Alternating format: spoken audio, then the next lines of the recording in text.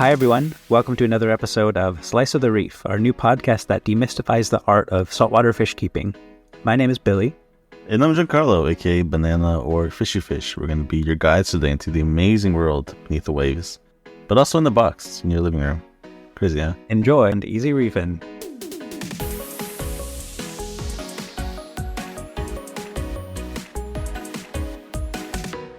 Hi, everyone. Welcome to episode N of Slice of the Reef, our weekly-ish aquariums podcast where we talk about saltwater aquarium keeping, fish keeping, reef keeping, and all sorts of stuff that involves getting your hands wet an inappropriate number of times per week. My name is Billy. I'm Banana or Giancarlo or Fishy. Yeah, he has 4 names. And this week's topic is aquarium acquisition. Can you talk about what that means, Banana? Oh, yeah. So we're going to go through the differences between using a local vendor or an LFS, which is what I just found out is a local fish store. I thought it was a live fish store, but apparently it's a local fish store. He's been in the hobby for 20 years and doesn't know how the acronyms work. And comparing those two, buying coral and livestock online, we're going to talk about the pros and cons of each, things that are good to keep in mind when you're going through each one of them. And then in the next episode, next 2 episodes, we're going to go through what to look out for when you're buying fish and then what to look out for when you're buying coral. But today we're mainly going to focus on local LFS and then online. Yeah, indeed. So, I actually just bought a new aquarium, so I'm kind of an expert on this topic, except it's a bad aquarium because only the bad aquariums that were available would fit through my closet door, and I wanted to keep it in my closet because that's hilarious. But I can still talk through like my experiences doing it, getting it moved. And it's about halfway set up now. It's half full. So that'll be an interesting thing to talk through. Before we get into the topic, though, remember to throw any questions you have during the chat or during our talk into the chat, and we'll address them at the end. I think now we're going to start only putting the top 5 questions per episode into the actual post-produced version, just because we answer a lot of questions and we're very long-winded. But we will answer all the questions you ask. It just, we might cut some of them out if our answers are bad or long or out of room. Yep. Or we ran out of room. So there's a question you didn't hear asked that you want to ask or that you want to hear asked. Make sure you join us live because that's where we will answer every single question. And like Billy said, when we post-produce it, we're going to cut down a fair amount of them and only make 5 or 6 of them go actually into the episode. That'll help us limit the time so our episodes don't end up being 40% content and then an hour and a half after that it's just straight questions. Yeah. We should start a separate podcast that's just us answering questions. Just answering questions. 1 full day dedicated to just not questions. Oh my God.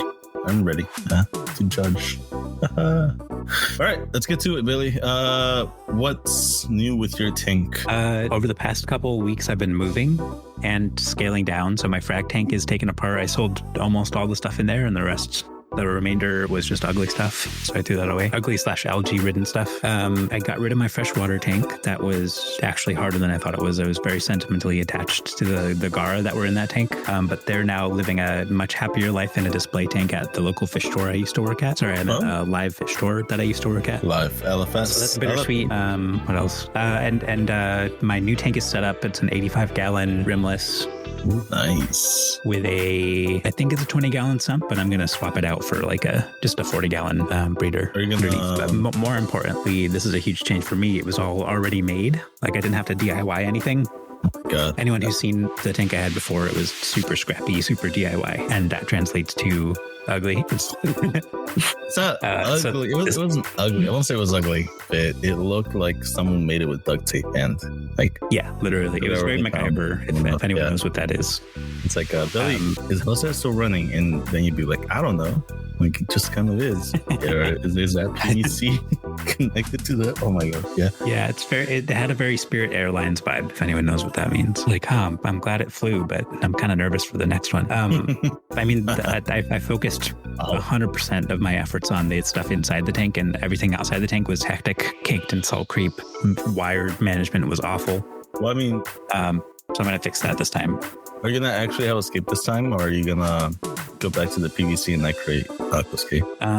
I might keep like a section of PVC in the corner, but that's for frags. I do have enough rock now to actually like make a real scape, so I'm excited for that. But yeah, I moved over all my corals first. I only have lost a couple acros so far, and there were acros that were already kind of stressed for the move.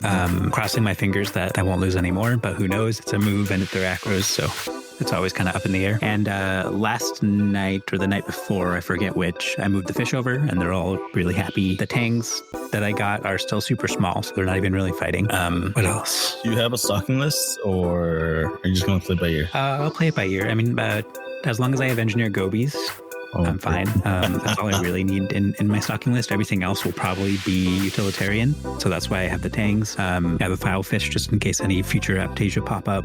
Oh, God. And an army of snails. And in my I have two urchins. I have a tuxedo urchin and I have a heart urchin, which is a really cute little mousy looking thing. Wow. But that's how my tanks are doing. What lights are you going to run? How is your stuff? Huh? What lights are you going to run? Just my standard LED bars. Gotcha. I think I have 4 or 5 on there now, just for the acros to give them like a bare minimum of light. And I have 3 more that I can install over the acro section. It's exciting. I can't wait to see it set up. Pictures are going to be amazing. Me too. How about you? How's your life? How's stuff going?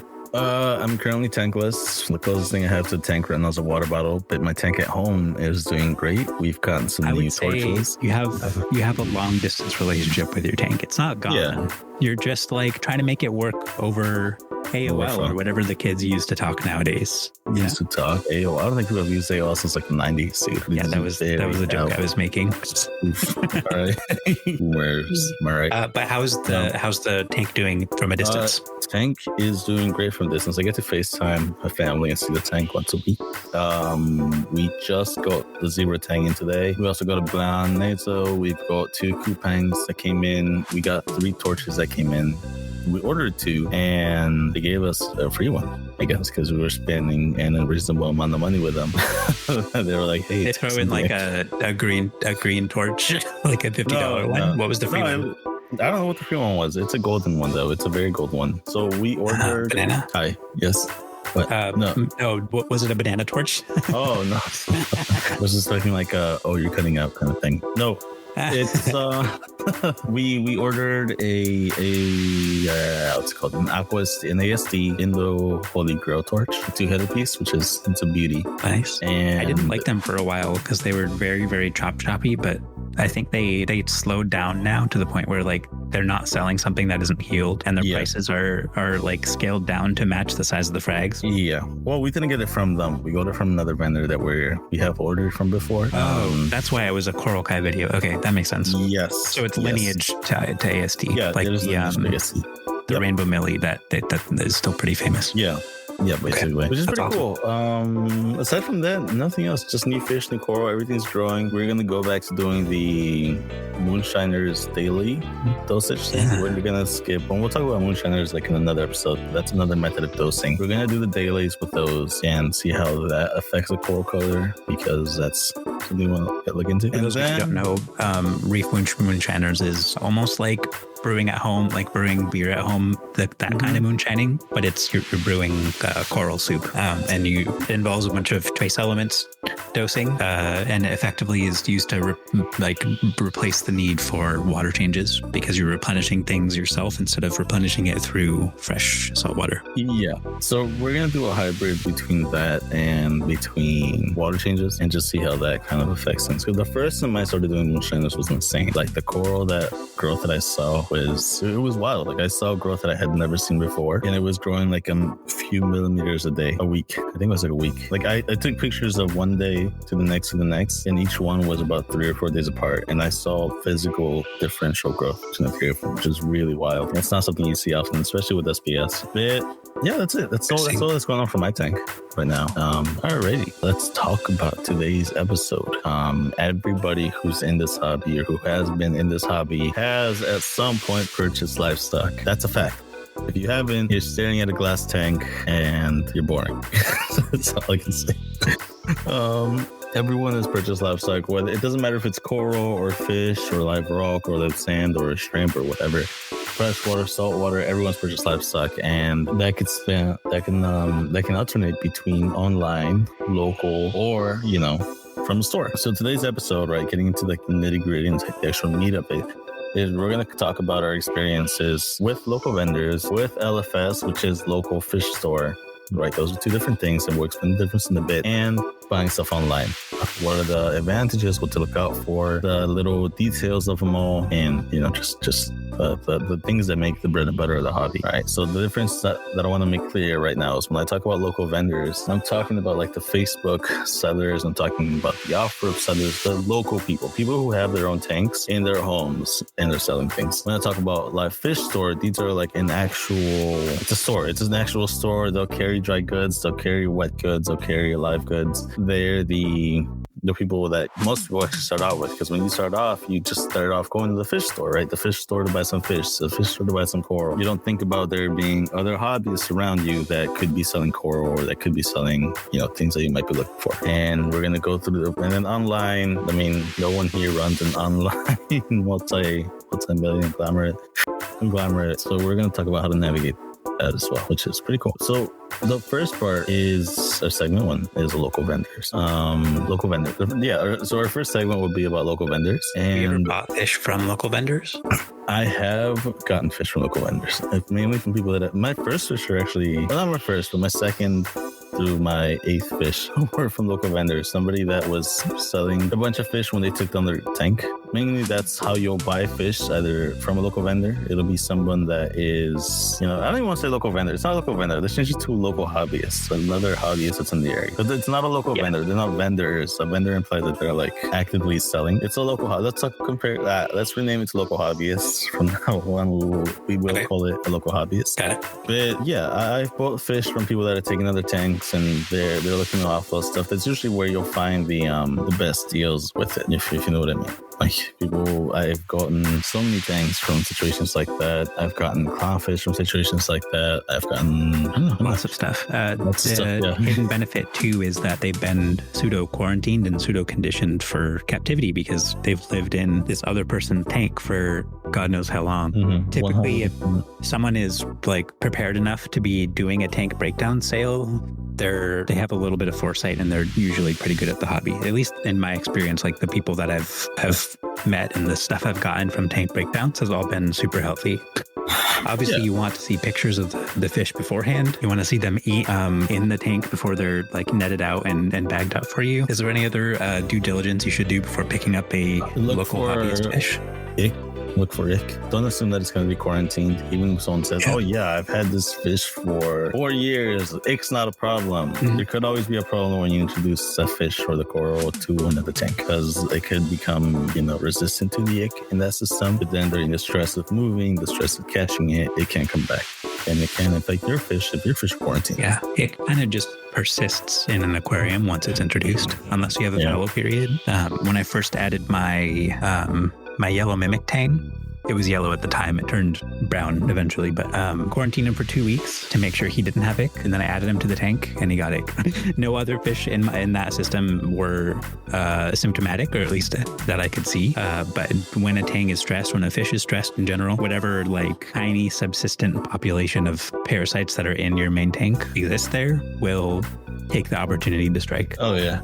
Yep, literally. And then that's it. But the biggest pro when it comes to it is when it comes to getting fish from other hobbies is the fact that they've had that fish for a long time. So if you're looking for fish to have a higher chance of not eating, that are always like a risk. And it comes with, usually with a lot of tangs, this is a problem. I know with the blanés though, I really lucked out because blanés are notorious for coming in and not eating. And they'll come in and they won't eat. They'll come in and they'll die. So getting a fish like that from another hobbyist who's had that for, even if it's a couple of months, already puts you ahead of where you would be if you got it straight from the store, where they're holding it for like a week and 2 weeks before it was in the ocean. So it gives you that benefit, when you buy things, when you buy fish like that. Another thing, that's what I was going for when I said it's preconditioned.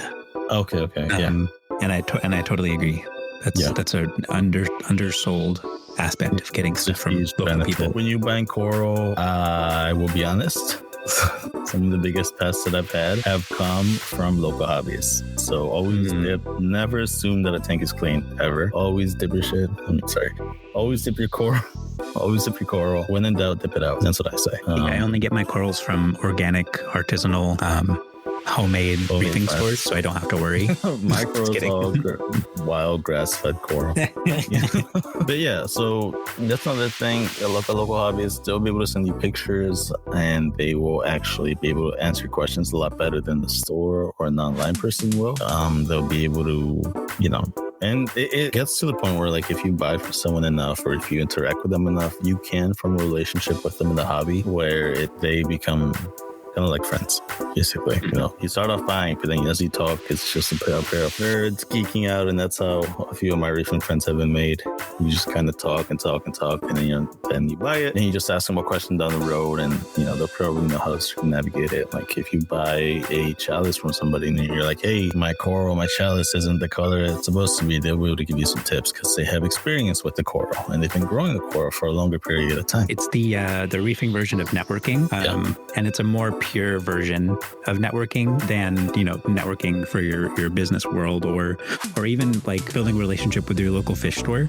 That relationship is still a little bit tainted because there's capitalism involved. So a lot of the people that you're trying to get really close with at these fish stores are going to push like all the snake oil on you intentionally, like maliciously, or even just unintentionally because they've bought into the hype of whatever they're selling. So it's a lot more difficult to build an authentic relationship there. Whereas if you're working with people locally, as long as they're not ripping you off, they're probably not making money on the fish or the coral, or they're making a little bit of money and they're probably charging less than the local fish store would.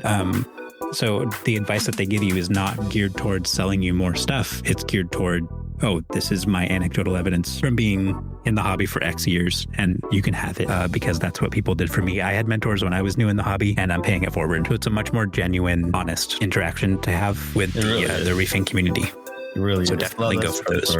That's predatory. Yeah. It's a lot less predatory and a lot friendlier too. Downside is it's going to be the expensive stuff and the rare stuff you want to find is going to be more expensive and a lot harder to find. But the more common things, like the more common macros, the more common coral, they'll be cheaper from a local hobbyist than they would be anywhere else. Live rock, I can tell you right now, you're going to find live rock cheaper from someone taking another tank than you are from a local store that's just holding it until they can sell it at like their $3 per pound price, which is kind of absurd. Actually, it's gone up now. I think it's like $4 or $5 per pound, which is still dry rock. Or live rock. No, yeah, my store's live rock was like $8 per pound, and it was not even live. It was just wet, and there's no way there was bacteria alive in that tank because there was no source of ammonia anywhere. There was no light. It was probably tap water. Such a ripoff. Yeah. Wow. 300 for 16 pounds is a lot. Wow. It was from Tampa Bay, right? Who'd you get it from? Yeah. Tampa Bay. That is insane. Oh, wow. I could never. In the end, it's going to look the same as anything else. Yeah, probably shipping. Yeah. Because in the end, it'll look the exact same as any other live rock. There's nothing special about live rock from one place or the other. I've had the same live rock since the start of the hobby. Like over 10 years ago. Around 10 years ago now, actually, that I've started the hobby. And I've been over 10 years ago. Holy crap. 12 years, 2011. And we've been recycling the same rock, over it through different tanks. I've even had a few acid baths, but that's about it. Would you buy live rock from a local hobbyist? I have. All of my live rock came from local hobbyists. I have never bought live rock from a store, ever. Was it live, or was it wet? Was it like in their sump and just dead, but cycled? It was from someone taking another tank. So actually, a lot of it came from the first person that I got my fish from. They were taking another tank. They gave me a really good deal on a lot of fish, like a couple of tangs, a couple of wrasses, a couple of dartfish, like 2 Lemingi tangs, which I know I should not have put in a 120, but I did anyways. A bunch of damsels. It was a blue hippo tang. There was a purple tang. There was a yellow tang. There were a trio of dartfish. There were a few angels. They gave me all of it for 150. That's really good. Like, total. Yeah, all of it. Like right now, if you went to a store, you can buy maybe one of those tangs for 150. All of their livestock they gave me for 150, and then they messaged me like 2 days later, and they were like, "Hey, like, do you want the rock?" And I was like, "Oh, for how much?" And then they were like, "Oh, no, just come take it in stores." And I was like, "All right." Shit, all right. And I picked up all the live rock. They were really nice. They gave me a little mushroom rock with it too. And back when I first started, I was like, oh my God, look, it's coral. I got free coral. that was yeah. And then I put it in my tank. And I've been using that rock for the last X amount of years. I mean, I've added rock as well throughout different points, friends taking other tanks or, just other places to get it. But I've never felt the need. And if I was to look for live rock now, I would not even go to a live store, local fish store. I would go straight to the forum, ask for someone taking another tank. I would get dry rock and then seed it with some live or just seed it from scratch. Right? I don't think there's any real reason to go to a store or online and order the live rock. That's just me though. I'm very conflicted because the coolest live rock I've ever seen has been at my local Petco. I think they get maricultured live rock from either Tampa or somewhere in the Gulf of Mexico. It is crawling with life. It's covered in coralline. There's like little baby brittle stars. There's weird macroalgae. There's all sorts of cool stuff. But I don't know if I want to recommend it to our community because, it's a Petco. At the end of the day, God knows what's hitchhiking on there. Yeah. So now we're on the segment 2 and we're talking about local or live fish stores, right?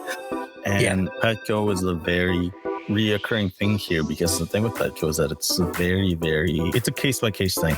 There's no two Petcos that are the same. The general consensus in the hobby is if you're going to Petco, most of them are going to have sacred dying fish, sacred dying coral. Their live rock is going to be absolute crap. And occasionally you're going to hear one or two people that say, hey, my Petco's good. My Petco takes care of their stuff. That's great. But generally, they won't. Most of them are just terrible places to buy stuff. Yep. Okay. Never mind then. Yeah. We will continue the search for a good live rock. In Billy's case, for example, right? If it is a well-maintained Petco, that sounds like a good piece of live rock, mainly for the brittle stars to seed your tank with, right? If you trust your Petco. If there was anybody else that's listening and you're just going to a random Petco, you don't want to, just openly trust them. A good rule of thumb with live fish stores is ask them a few questions to see how they answer it. Ask some things that you know the answer to. And based off of how they answer that, you can kind of judge whether you can trust them or not. Or what I like to do is I'll say like, oh, I have a 100-gallon tank. Can I fit this Nazo in it? Or can I fit this Bemigui in it? If they say yes, I automatically disregard every other piece of advice that LFS will give me because they're just trying to sell. Ask them something that you know the answer to. I have a 5-gallon tank. Can I put a clear clownfish in there? Whatever they say, that determines your kind of response to it.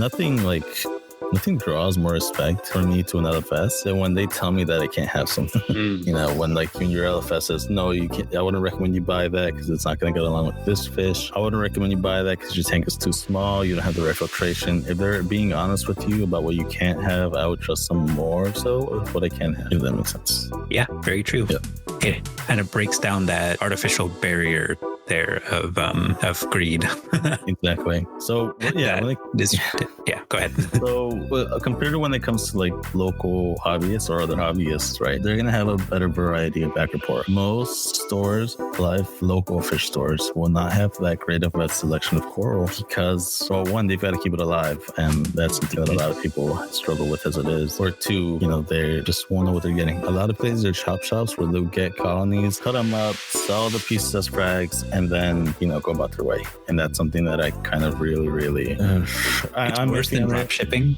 It's worse than drop shipping because they take it and they cut it up and they ship out those pieces instead of the original thing they got, and they market it by 10 or basically 10x. Yeah. Billy and I have both work at fish stores. We know that the prices are always, no matter of the three that we're mentioning, the highest prices will be at a live fish store, right? And well, actually, it might be online. You can sometimes get a deal at a fish store, but most of the time the prices will be higher here because they're trying to pay for their rent, they're trying to pay for everything.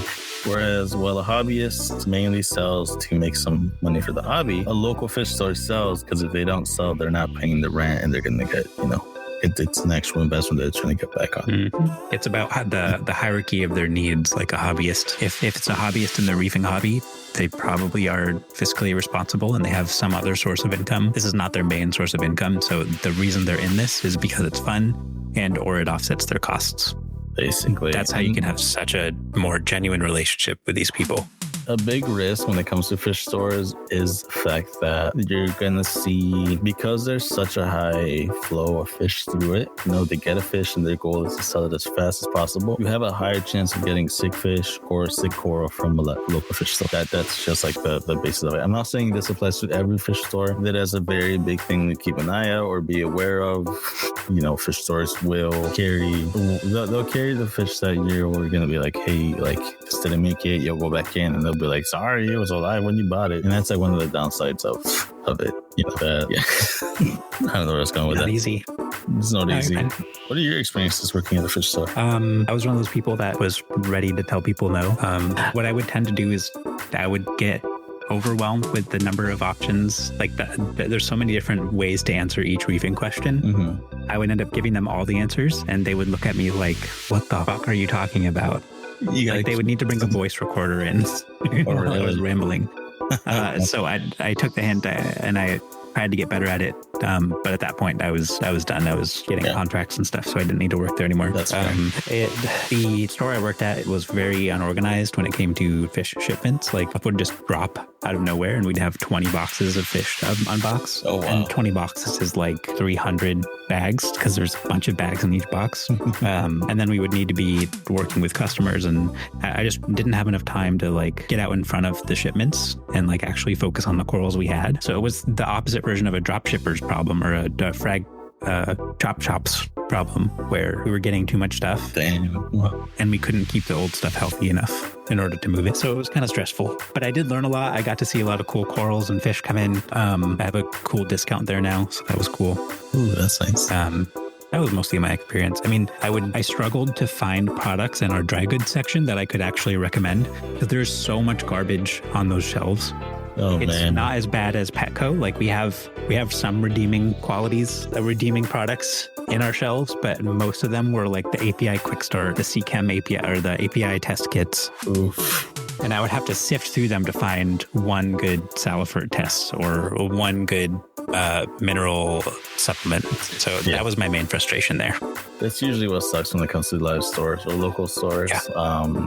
Their equipment is going to be very, very limited and you're not going to find what you want. One of the good side, one of the upsides, right, of a local fish store is if you're looking for something rare, they can order it for you or they can, try to find it for you. Downside, when they do get said fish that's rare, they give it to you and from there it's all on you. Whether it lives or it doesn't live, sometimes they won't even take it out of the bag and they'll put it straight into the tank and then it's all on you. Like they won't take it out of the bag and put it in the tank. They'll just give you the fish with the bag inside of it, bag with the fish inside of it. I don't know what's going on with me right now. They'll give you the bag with the fish inside of it and it's all on you after that. And then most of the times they won't have a good refund policy or a warranty. So say you take it home and it dies the next day, all right? You can go back and they'll be like, hey, it was alive when you gave it to you. You picked it out yourself. That most purchases are fine. With the local hobbyists, this is the same thing. They're usually a little more graceful. I know when I still quote to somebody, if they're like, hey man, this didn't make it, I'll be like, yo, come by or replace it for you. On our system, obviously someone can come by and they can scam me, whatever it is. I always try to give them the benefit of the doubt. If a quote doesn't make it, I'm like, hey, I'll gladly just replace you. I'll give you another frag because the stuff that I'm selling actually, it'll stand. Right? It'll stand the test of time. No, what's the phrase? The quality is in the product. Speak for itself. Yeah, it speaks for itself. And that's something that is not easy to find when it's a local fish store. Now, these local fish store and the local hobbyist, both of these have one benefit that you don't get in segment 3, and that's when we talk about the online sources of buying fish and core or equipment, right? And that's the fact that you can actually see what you're getting before you actually, get it, right? What you see is exactly what you're paying for. If you're buying an acropora, you're seeing the exact frag that you're getting. A lot of online stores now have that. What you see is what you get. And most of the times they'll just say, hey, I have an acro frag. And then you've got they'll say, hey, I've got an acro frag. And then you're like, hey, I want XYZ acro. And then they'll shape your frag and you don't find out what you're getting until you actually already paid for it. In a way, it's a necessity, right? Like they can't keep their stock updated constantly. You can't drop by in person to check it out because they're not local. That's the thing. Usually it's with fish though. It's usually with fish. When you're buying online, most of the time it's like, unless it's a website, and everybody has a website now, right? Everyone's a basement seller. Unless it's with a website, you can pretty easily find what you're looking for online. It's true. The downside is you have to pay for shipping. Yeah. That's But pretty downside. you get numb to the shipping costs eventually. You kind of just tune it out. This is true. You include Which it is with the bad. cost of what you're trying to purchase. Yeah.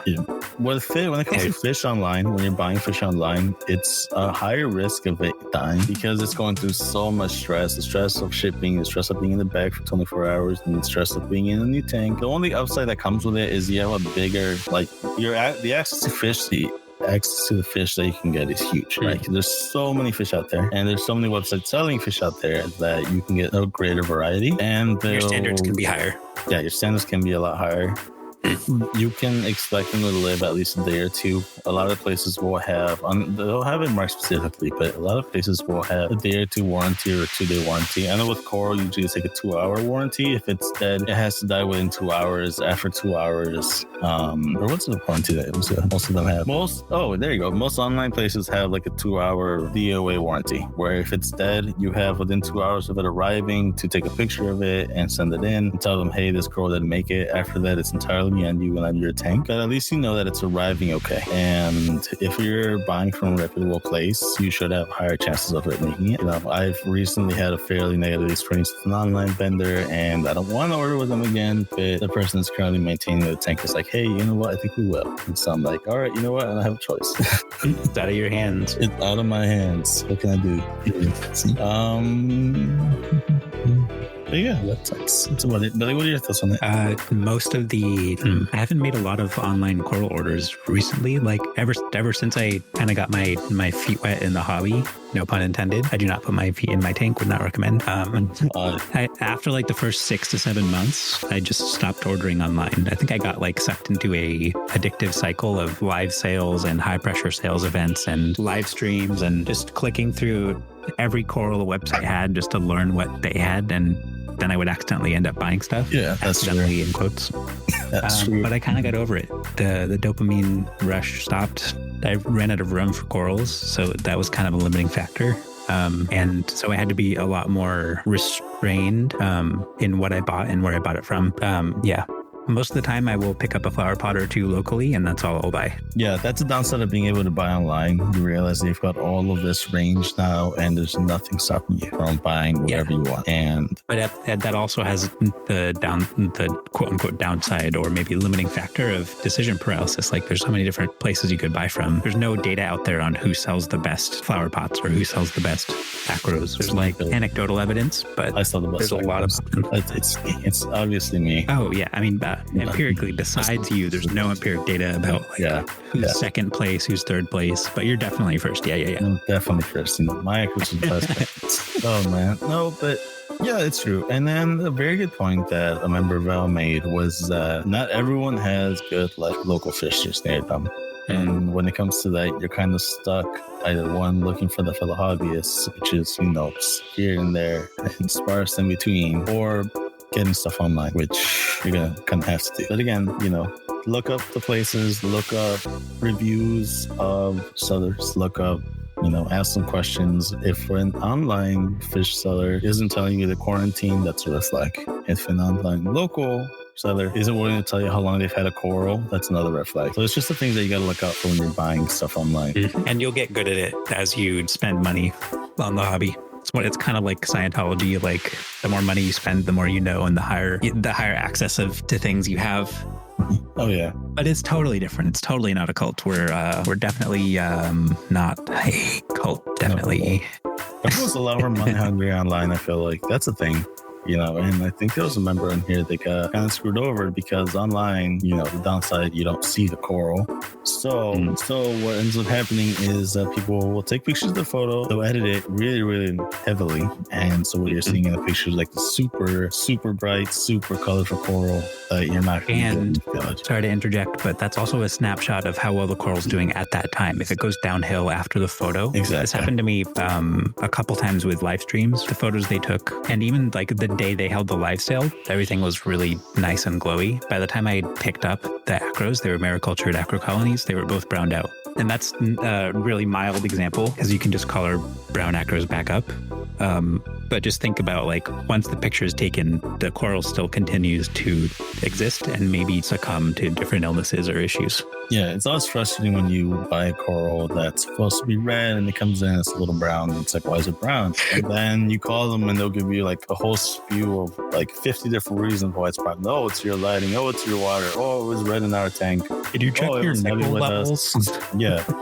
And how about molybdenum? What's your molybdenum at? Exactly. Yo, you think I have a molybdenum test kit? Have you run an ICP in the last week? Oh, send an ICP and then get back to us. And then they're like, oh, okay, so spend $75. Exactly. It's usually not worth it. There's rule of thumb, find a few reputable places where you do trust to buy your stuff from and stick to them. You can always DM us, if you want a good recommendation of places to get healthy stuff. We're always open for DMs or message us, ask us a question, and we'll give you some places that we recommend or that we personally have experiences with. Just the thing is that it's so predatory out there that you don't even know who to trust.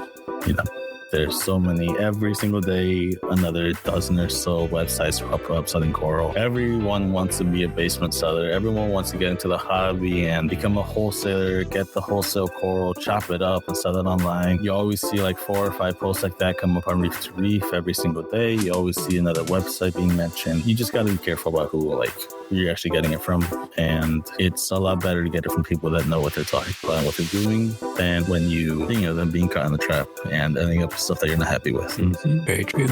Yeah, that's it. When it comes to dry goods, though, there's nothing like online. I mean, your downside, you're paying full price for all the new stuff. Upside is there's so much more variety online than what you'll find at your local fish store. Very true. And that's usually There's, again, the issue of decision paralysis. Like, which site do you go with? If they're all price matching and they all have the same stock, what you'll find eventually is they're not all price matching and they don't all have the same stock. They're different websites specialize in different things. Exactly. BRS, for example, specializes in all the stuff that they're pushing you to buy on their YouTube channel. Other different websites have better deals on lighting, minerals, and stuff like that. So in general, just keep an eye on it. Exactly. And pick one and stick with it. And then if you don't like it, just switch to another. Basically, it always takes a few bad experiences to fun. If you're trying out a new place, look it up. Google Reef to Reef and the name of that place. See who has experiences.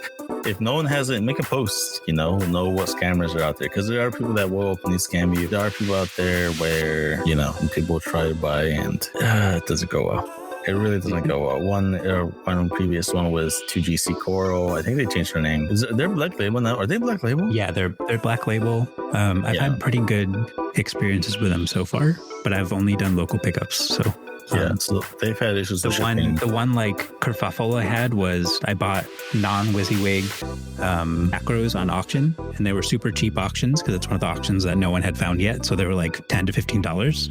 And so he gave me cuts of the acros that were worth $10 to $15, which was very small. That's frustrating. So it was a confluence of me being dumb and him at the time being really into making really small frags.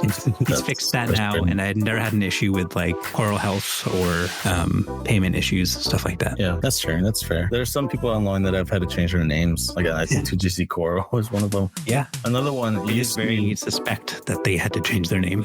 Another one used to be called Reefs to Go. I don't know if anyone remembers. If you're an old school hobbyist, you probably remember that one. They used to be really big. They would carry really good prices, but then the fish that you would get or the coral that you get were like really bad. They got so much criticism that they eventually changed their name. Live Aquarium is one that used to be really, really good. It used to be top tier until friendly Petco bought them out. And ever since Petco bought Live Aquaria, it just went straight down the hill. You had issues with just everything, really. I'm sure it's a coincidence. Yeah, it can't be completely. Yeah, I remember back then they used to be amazing, like top tier. Back when they were owned by Dr. Foster Smith, Bulk Resupply even has it used to be amazing, and now their prices are one of the top in the market. They're the highest where you'll find the prices. If you're trying to find PVC, I was looking at flexible silicone hosing for some pumps the other day, and I looked on Reef too. I looked on Bulk Resupply. They wanted $8 per foot. I looked on Amazon. 10 feet, $26. So, same stuff, exactly the same stuff. So a quarter of the price, maybe a third. Not even a quarter, like a fifth of the price. Ugh. I got 10 feet of that, obviously. Like, it's a no-brainer. And yeah. When it comes to equipment, always make sure it's food or we wouldn't even leave that in the podcast. that can be cut. But yeah, those are the pros and cons of local, online, and random sellers. Just know who you buy from. Once you find a few good sources of coral, just stick with them. And fish too. Once you find a few good sources of fish, stick with them. The quality will speak for itself. If you've got watch out when you're buying online for the mass mob mentality. There used to be a local seller back where I was, and he had that. Like, he had so many people like saying, "Oh my God, I love this guy. This guy's the best. This guy's the best." Whenever like he posted someone, everyone would be like, "Oh yeah, X and X is the best. I freaking love X and X." And then all the coral was absolute ass. Like, if you wanted the very beginner coral, like 5 and 10 other coral, yeah, they got you. If you wanted torches, they were like the thin, strandy, no fleshy kind of torches. They were so disappointing. But he took really good pictures of them. But yeah, it was just a terrible place. That's all that matters. Terrible place. I called him out one time, and ever since I called him out, he's been salty. Yeah, I think he'd look me. It is what it is. You learn. Ooh, sounds like reefing drama. We'll have to get into that next time. Oh my gosh. Yeah. The banana incident. The banana incident. The banana drama. Banana drama. Banana drama. Yeah. Yeah, that's it. That's all we go for right now then. Thank you guys so much for listening to today's episode. It will be live. Sorry for the delay. It will be live in a couple of weeks, where we might actually have a Patreon where we post all of our episodes the moment that we record them, and then you'll pay, and then you get to listen to us talk for a good half hour. Then we can pitch you on all the different snake oils we want you to buy. Exactly. It's a win-win. Exactly. Well, that would be a good idea, no? Patreon. They pay for the Patreon, and they get the raw, uncut version of this episode. So just you and me talking for like a good 15 minutes before. Oh my goodness. Yeah. And then instead of waiting for release for an episode, they'll get it immediately. I don't know. Yeah, we'll figure it out. And we'll ask you guys for advice or feedback before we do anything weird. No, we're going to immediately monetize this the heaviest way possible. Oh, everyone in here right now owes us $100 just like retroactively per hour. And we'll be sending invoices in the mail. He's just like invoicing on 3 or 4 business days. Holy crap. That's the questions. What questions do we have for today? You had one. Yeah, question for the end. If you guys don't answer it in the podcast. Oh, Calix asked, what are some good places to buy cost-effective and reliable tanks? There are none. Buying tanks sucks right now.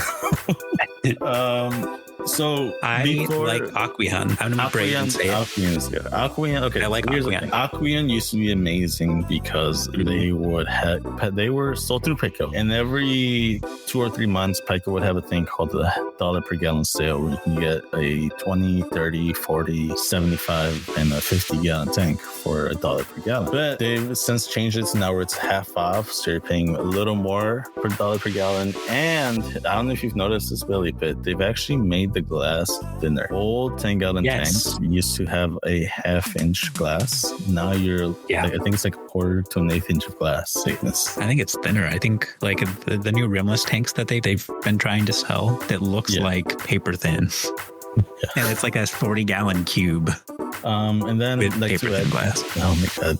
Like literally we tried drilling it with a other buddy. We tried drilling a 10-gallon tank. Every other 10-gallon tank that we tried drilling through cracked horribly. And every other, so 50-50? It's 50-50. We tried drilling 5, properly got 2 out of the 5 well made. So I guess it's like a 40% success ratio. But yeah. And then like on top of that, during COVID, there was this whole thing where the cost of freight went up. So glass everywhere got more expensive. I personally paid $2,600 for my 315-gallon. That's like drilled, new, shipped, and everything. And then now the same tank will cost you like $4,000. So, and that's literally 2.5 years ago. So the difference is there. And it's crazy because they're taking 6 pieces of glass and gluing them together. Yeah. Well, it's also sad. It's the cost of freight. I know that like shipping itself has gotten drastically more expensive. That's why fish are more expensive now. Because to get the fish, they're paying freight, and that has gone up astronomically to where they're paying like $100 per box of fish that they're getting in alone, aside from the cost of like every single fish that they're paying for. Okay, here's an idea. Here's an idea. You buy a bunch of sand, you make a mold. You make your own glass. And you pour the sand in the mold, and then you stick it in the microwave for 5 hours, and then bam. Easy peasy. What about that? That's the best way to burn your house down. I've heard on this podcast. No, it's microwaves, dude. It's Microwaves can't start fires. This is true. They're totally safe. God, it's microwave. It's a sound wave. You can't make fire with sound. It's a microwave, not a megawave. Idiot. Fine. Yeah, to answer your question, if you want to get into the hobby and everything's expensive right now, number one, what I always recommend is look for used. I can almost promise you someone local to you is selling a tank. You just it's a matter of waiting. And every single time I tell this to somebody, either one of two things happens. The one, they'll listen to me and they'll wait and they'll end up with a sick ass tank, or they won't wait. They want it now and they end up with they pay 3 times as much for like a half as nice tank. I can't help but feel called out by this. No, but yeah, either one, look used, or number two, if you want, wait for the Petco half off sale. Pick up a 60-gallon. That's a perfect size. It's the largest I can fit and recommend. Yeah, and it should be like $50 maybe. Yeah. So how much? I think a 60 would be like $75. Okay, yeah. And that's for a very fairly sized tank. That's so much space too. Yeah. Yeah, you can fit a lot of in it. You can, if you want to drill it, you can drill it. Also, be careful because Aquarium tanks, I know if they run out of glass, they can, or they have been known to like use untempered glass. If you don't want to drill it, you can make an all-in-one system in the back. It shouldn't cost more than like a couple of $1,000. Easy peasy. It's just a couple $1,000? It's a couple of, yeah. It shouldn't cost more than like $150. For the 60-gallon plastic bag thingy, if you really want to get into the hobby, that's an easy way to start off. I always recommend the 60. Before it was a 40, but since the 60s came out, there's no beating it. And you know what? A 60-gallon... They came out? Didn't they come out like 40 years ago? No, a 60 breeder is something that they've recently started carrying like more frequently in Petco. Yeah, so they recently just started including them in the half-off sale. Yeah, and so the play is to wait for the half-off sale, get the standard basic rimmed aquarium, and hopefully braced if it's a 60-gallon, and buy either a pre-made or a DIY all-in-one insert and just drop it in the back, glue it on with like a little bit of silicone, and then bam, you have a $500 tank that you just spent like maybe $150, $200 on. It's very nice. Yeah. And it's not like a janky one either. It'll look fairly nice. Yeah. It'll look fairly nice. Yeah. That's what I'd recommend to a beginner. If you're not in the US, I don't know what to say. I don't know how out of American stuff works. Out of America. Just kidding. All right, next question. Next question is from El Fishero, or I guess he's going by Childro now. I can't roll my R's, sorry. Would Banana sell me the best Dunkin' in his tank? I will sell you a Dunkin' in my tank.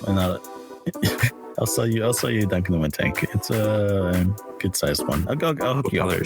I'll hook you up. It'll be blue. I'm not selling you a red Dunkin'. The red ones are very hard to keep alive. There's red Dunkins? Nice blue-green ones. Yeah. They're not photosynthetic though, but there's red Dunkins. Oh, that's called a cup coral. No, cup corals are their own thing. Cup coral. I don't think so. I think I know more about Dunkins than you. I've kept you after all. Cup coral. No, wait, no. Are they just brown? Oh, cup coral. Cup coral. Okay, whenever I don't know. They don't call them this anymore. But when I hear cup coral, I hear turbinaria, which is like this wide. Oh yeah. That's more of like a dish, that's like a bowl. I could go with a cup or coral. A chalice, if you will. So I'm from the days when that was cup coral. But now, I guess, I'm looking it up, and now the freaking Gen Zers are calling Dunkin's cup coral. So what you're saying is I was correct. Are millennials ruining reef? And that, maybe they are. Wow, another thing that we're ruining. Millennials ruining reef. We're ruining coral taxonomy. Bring back the well, millennials are quiet quitting and taxonomy is in the ditch. We're all fucked. No one's calling things by the right name anymore. No one's overpaying for coral, and it's millennials' fault. Oh man, but yeah. What else do you have? Sinky said, "Banana, will you marry me?" I'm married to my job. I'm sorry. What job? I'm more unemployed. God, I'm lonely. You really set me up for that one, didn't you? Jesus Christ. Yeah. Did not mean to murder you. That wasn't enough. So, Sinky, you just have to become nursing, the nursing profession. You have to become that, the idea of it, and he'll be married to you by the transitive property. By the transitive property. There you go. Yep. You have to ascend and become nursing. Past the existential nursing singularity. Oh, hell yeah. The nurse singularity. Alrighty. Thank you guys for tuning in and listening to another episode of Slice of the Reef. We're going to get caught up on posting our stuff on Friday too. We've been a little behind on that, mainly because I moved across the country and then Billy moved across the street. And I guess apparently that's like we got to wait for Billy to catch up so that we can host another episode because, it's such a detriment to move. I'm moving from like a 2,000 square foot house, which I have been living and nesting in for 5 years, to a tiny little apartment. Wow. So I've been throwing stuff away for the past 4 weeks. Yeah. It's so hard. If you want to check out Billy's offer up, I'm sure he's got a lot of stuff for sale. He does so. Coral doesn't ship though. I do have spare tanks. Oh. And I'm about to throw them away because I have had them posted for a couple weeks. Post them for free. Literally just, dude, the moment you post it, hey, these are all on the curb on Tuesday, you're like 3 DMs saying, hey, what's your address? And then you wake up on Tuesday and your house is robbed. Oh, that's fine. All my stuff is in the other apartment. That's fine.